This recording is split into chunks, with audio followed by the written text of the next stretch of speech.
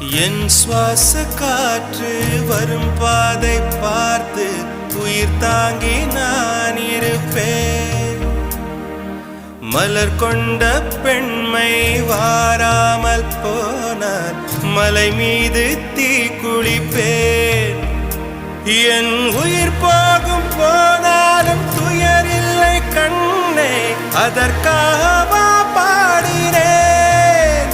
வரும் எதிர்காலம் உன் மீது பழி போடும் பெண்ணே, அதற்காகத்தான் பாடினேன்.